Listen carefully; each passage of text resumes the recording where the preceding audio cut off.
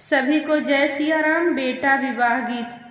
अमवा की बगिया में बोले कोयलरिया, बसवा की कोठिया में मोर जी, बसवा की कोठिया में मोर जी।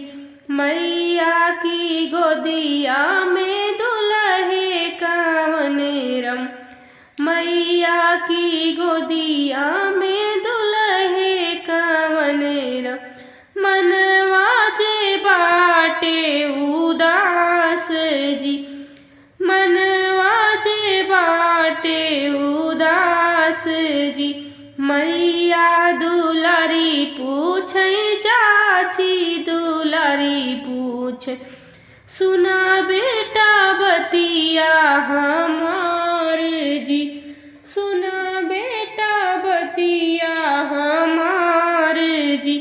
काऊ काऊ पाया बेटा अपनी ससुररिया, मोरे आगे देता बताई जे, मोरे आगे देता बताई जे। हीरा मई पाए माता मोती मई पाए, घोड़ा जे पाए 25 जी, घोड़ा जे पाए 25 जी।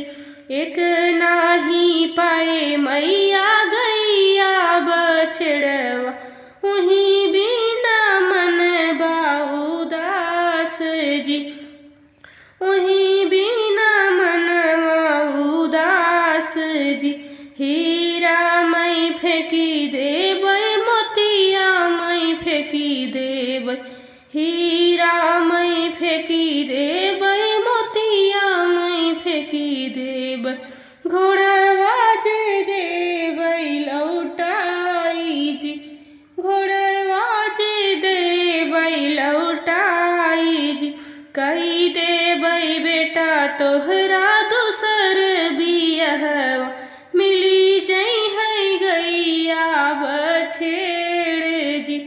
कही देबै मोरे बेटा दूसर बियहवा, मिली जई है गैया बछेड़ जी।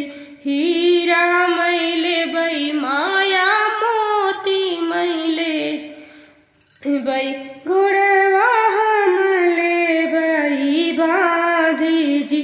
हीरा मई लेबै माता मोतिया हम लेबै, घोड़ा जे हम लेबै ई बांधी जी। नहीं करबै मोरी माता दूसर बियहवा, नहीं करबै मोरी माता दूसर बियहवा। रोई है जे धनिया हमार जी, रोई है जे धनिया हमार जी। अगर अच्छा लगेगा वीडियो को लाइक करिएगा और चैनल को सब्सक्राइब करिएगा और ज़्यादा से ज़्यादा लोगों के पास शेयर करिएगा। फुल वॉच करके सुनिएगा।